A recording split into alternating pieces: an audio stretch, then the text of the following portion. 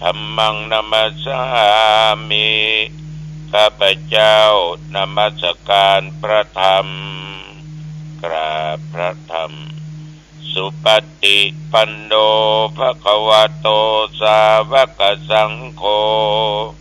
พระสงฆ์สาวกของพระผู้มีพระภาคเจ้าปฏิบัติดีแล้วสังฆังนามามิข้าพเจ้านอบน้อมพระสงฆ์ต่อไปกล่าวคำนมัสการนะโมตัสสะภะคะวะโตขอนอบน้อมแด่พระผู้มีพระภาคเจ้าพระองค์นั้นอะระหะโตซึ่งเป็นผู้ไกลจากกิเลสสัมมาสัมพุทธัสสะตรัสรู้ชอบได้โดยพระองค์เองนะโมตัสสะภะคะวะโตขอนอบน้อมแด่พระผู้มีพระภาคเจ้าพระองค์นั้นอะระหะโตซึ่งเป็นผู้ไกลจากกิเลสสัมมาสัมพุทธัสสะตรัสรู้ชอบได้โดยพระองค์เองนะโมตัสสะภะคะวะโตขอนอบน้อมแด่พระผู้มีพระภาคเจ้าพระองค์นั้นอะระหะโตซึ่งเป็นผู้ไกลจากกิเลสสัมมาสัมพุทธัสสะตรัสรู้ชอบได้โดยพระองค์เองพุทธังสรณังคัจฉามิธัมมังสรณังคัจฉามิสังฆังสรณังคัจฉามิทุติยัมปิพุทธังสรณังคัจฉามิทุติยัมปิธัมมังสรณังคัจฉามิทุติยัมปิสังฆังสรณังคัจฉามิตติยัมปิพุทธังสรณังคัจฉามิตติยัมปิธัมมังสรณังคัจฉามิตติยัมปิสังฆังสรณังคัจฉามิยะโตหังภะคินิอริยญาชาติยาชาโตนาปิชานามิสัญญิจาปานังชีวิตาโวโรเปตาเตนะสะเจนะโสติเตโหตุโสติคัพพัชชาโพสังโฆสติสังฆาโตธัมมานังวิจโยตถาวิริยัมปิติปัสสติโพชังคาจาตถาปะเรสัมมาทุเปกะโพชังคาสัตเตเตสัพพัทธัสสินามุนินาสัมบัทธคาตาภาวิตาภาหุลิกตาสังวัตตันติอภิญญายานิพพานายะจะโพธิยาเอเตนะสัจจวัชเชนะโสติเตโหตุสัพพทาเอกัสสมิงสมะเยนะโทโมคคัลลานัญจะกัสสปังคิลาเนตุคิเตติสวาโพชังเคสัตตาเทสัญญิเตจะตังอภินันทิตวาโรคามุจิงตุตังคะเนเอเตนะสัจจวัชเชนะโสติเตโหตุสัพพทาเอกทาธรรมราชาปิเขลัญเยนะพิปิริโต ยุนทาเทเรนะตัญเยวะภะนาเปตวานะสาทะรังสัมโมทิตวาจะอาภาธาตัมหาพุทธาสิทานะโสเอเตนะสัจจวัชเชนะโสทิเตโหตุสัพพทาปะยินาเตจะอาภาธาตินนันนัมปิมะเหสินังมัคคาหัตตะกิเลสาวะปัตตานุปติธรรมะตังเอเตนะสัจจวัชเชนะโสติเตโหตุสัพพทาภวตุสัพพมังคะลังรักขันตุสัพพเทวตาสัพพพุทธานุภาเวนะสัทธาโสทิภวันตุเตภวตุสัพพมังคะลังรักขันตุสัพพเทวตาสัพพสังฆานุภาเวนะสัทธาโสทิภวันตุเต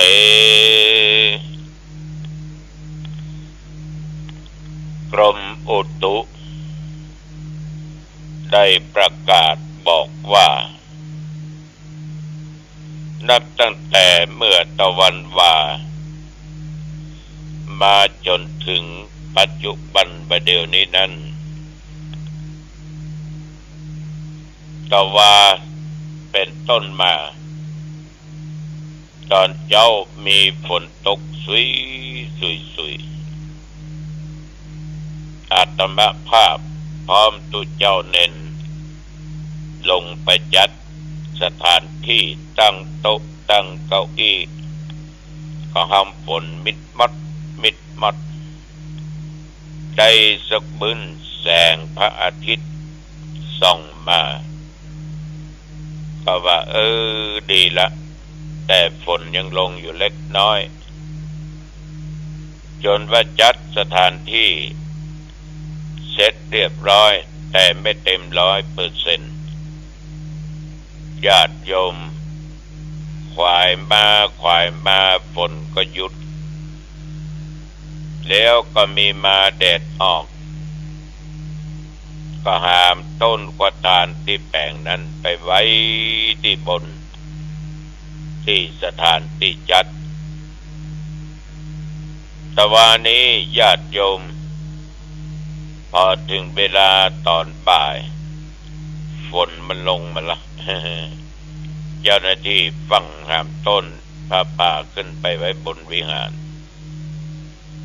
ความตั้งใจครั้งแรกศรัทธาเอาต้นมาหัววัดเอาต้นมาก็จะวางกันตรงนั้นไปปิดผ้าป่าตรงนั้นคือพิจารณาผ้าป่า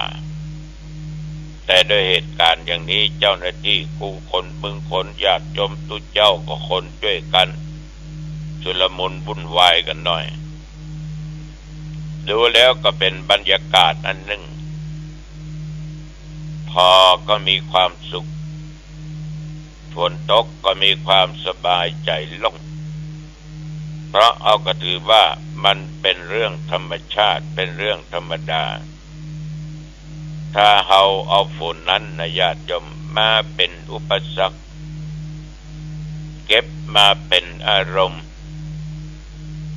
อย่างเราได้ยินคนบางคนด่าฝนนะด่าฟ้าด่าฝนชัดมาเนี่ยถึงวันยังมาตกอย่างวันนี้แกล้งใบแกล้งเงาหรอกหาว่าฝนแกล้งด่าฝนเป็นสัตว์เดรัจฉานไปอันนี้ก็ถือเป็นเรื่องธรรมดาญาติโยมเป็นเก็บเป็นเอาต้นกวาดานมาไว้กันกำนั้นก็ไล่เข้าวิหารลกชุลมุนวุ่นวายกันน้อยหนึ่งแต่ดูบรรยากาศแล้วก็ม่วนดีนะมีความสุข เพราะทุกคนนั้นญาติโยมที่ขึ้นไปนั้นต่างก็มีปิติอิ่มเอิบไผบ่ว่าหยังไผมีแต่ยิ้มแย้มแจ่มใสยกมือสาธุไหว้กันเป็นบรรยากาศพอถึงเวลามาญาติโยมบ่ายโมงกว่าเล็กน้อยทางคณะสงฆ์ก็จัดทำพิธีคารวะพูดง่ายๆก็ขอสุมาพระมหาเถระในเทศกาลออกพรรษาแล้วปวารณาออกพรรษาแล้วทำกันเข้าพรรษาออกพรรษาเดือนจีปีใหม่อย่างเนี้ยนะมีการแสดงคารวะกันเสร็จสิ้นเรียบร้อยก็เข้าสู่พิธีกรรมก่อนที่จะสู่พิธีกรรมนั้นได้เจริญพรผู้อำนวยการโรงพยาบาลหางดงกล่าวความเป็นไปเป็นมาแล้วก็เรื่องการคิดการสร้างการอ้างการแปลงโรงพยาบาลก็เอาผู้ที่รับผิดชอบสสเขาอดีตคุณณรงค์ โพธิที่วงศ์ได้ไปชี้แนะนำจะนำเอกสารนั้น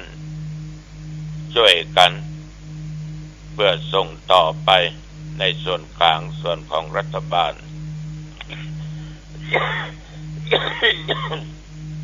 เพราะองค์ยาหางดงนั้น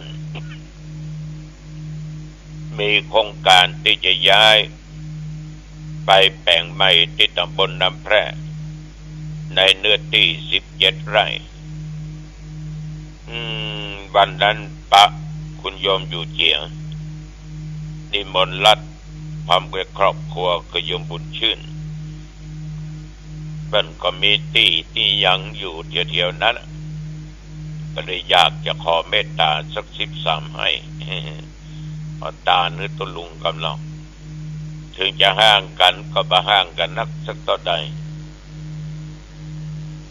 ตัดนี้เป็นตึกเป็นอารามตัดนั้นเป็นหอพักเป็นสถานที่พักของคนป่วยญาติโยมถ้าได้นี่โอ้สาธุขอโยมถวายให้กำเตะก็ลุงจะมอบแก่โรงพยาบาลคือวันนั้นคุณโยมเปิ้นก็ไปร่วมบุญร่วมกุศลถึง1,300 สาวกองบุญที่วัดหนองตองวันนั้นนะต้องขอบใจเป็นอย่างมากต่อลงน้ำแข็งนิ่มรุ่งเรืองและประกาศไปหาญาติพี่น้องเป็นต้นแต่วันนี้หาลู่ทางกันช่วยกันก็มีทางที่จะสำเร็จผลได้การย้ายโรงพยาบาล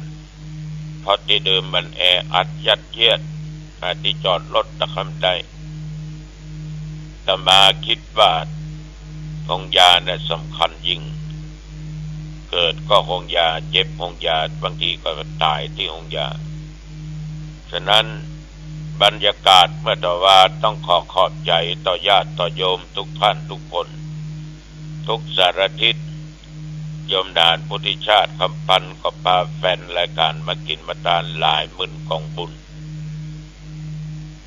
หัววัดหัววาก็ป้ากันมาพร้อมคณะศรัทธาทำผลกันมาทางมหาลัยน็อตก็มาหลายที่หมู่บ้านรุ่งอรุณก็มาขอบใจนักทั้งชมรมผู้สูงอายุชมรมกำนันผู้ใหญ่บ้านทั้งอสม.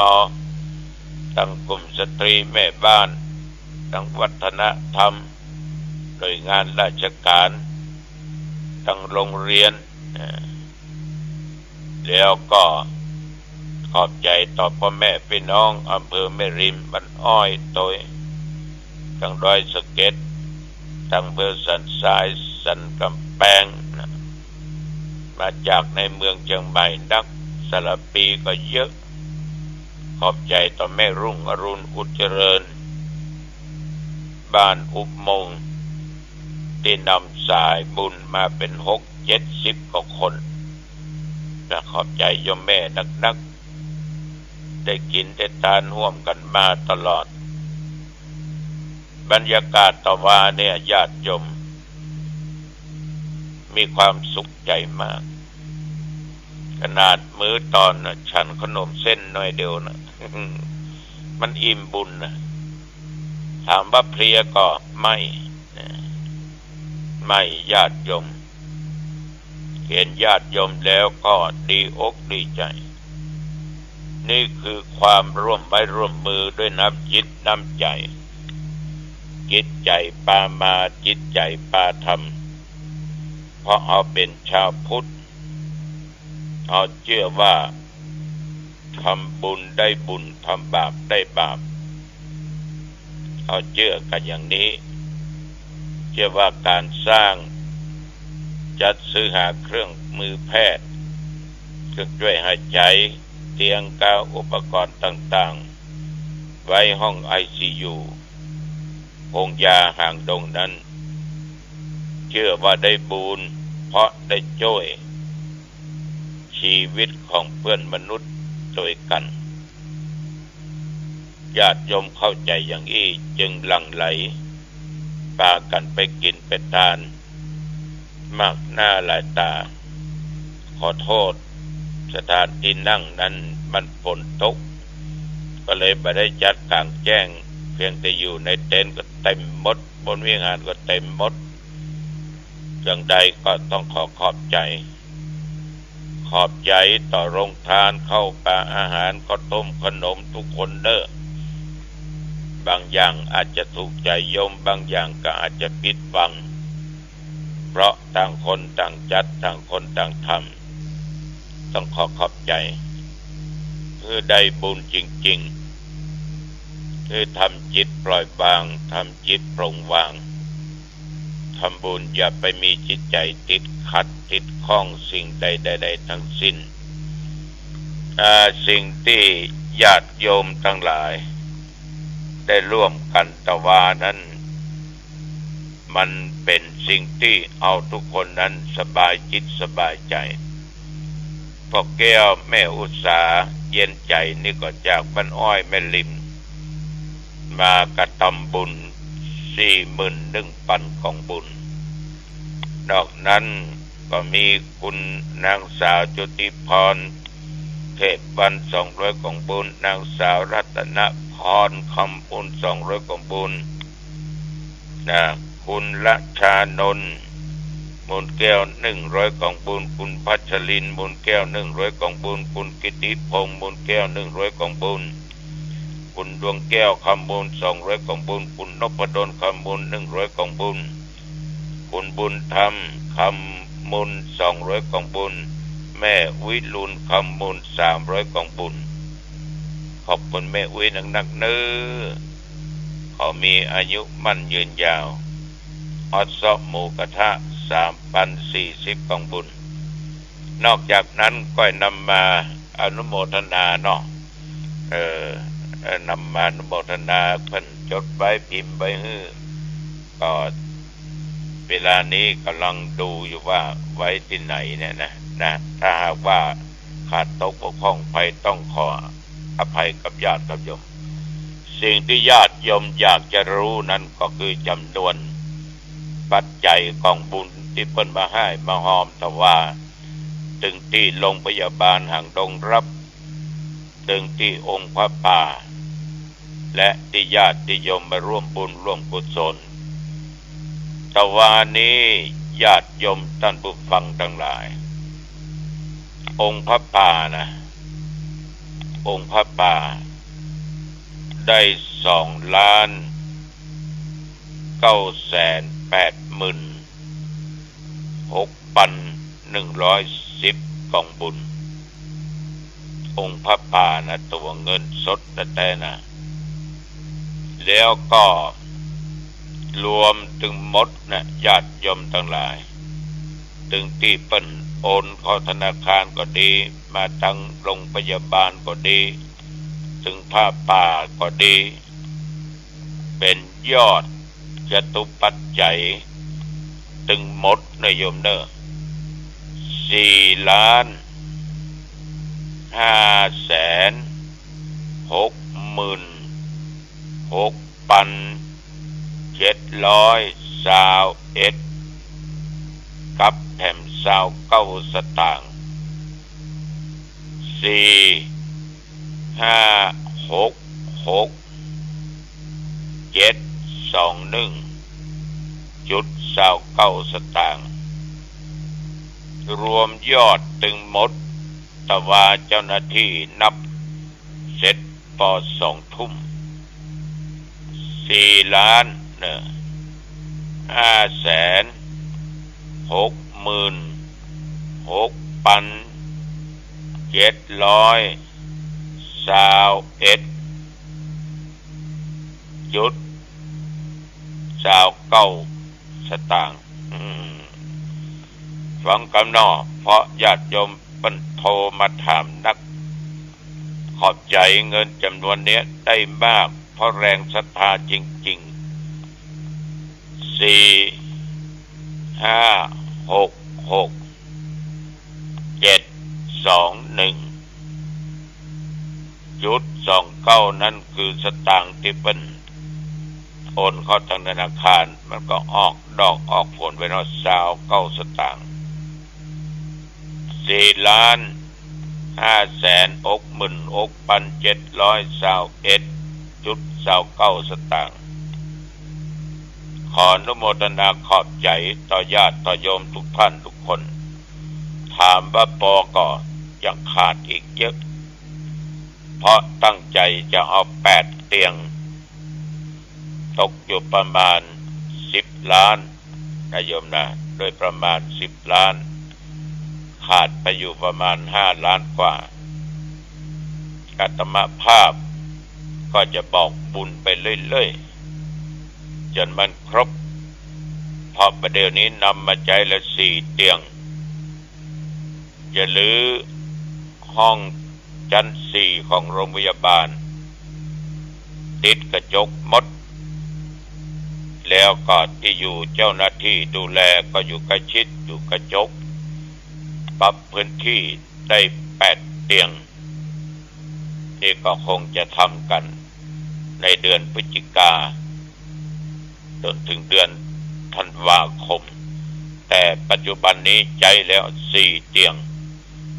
4 เตียงนี่ก็เกือบเป็น5 ล้านแล้วก็จะต้องเอามาตามที่ได้ลั่นวาจาไว้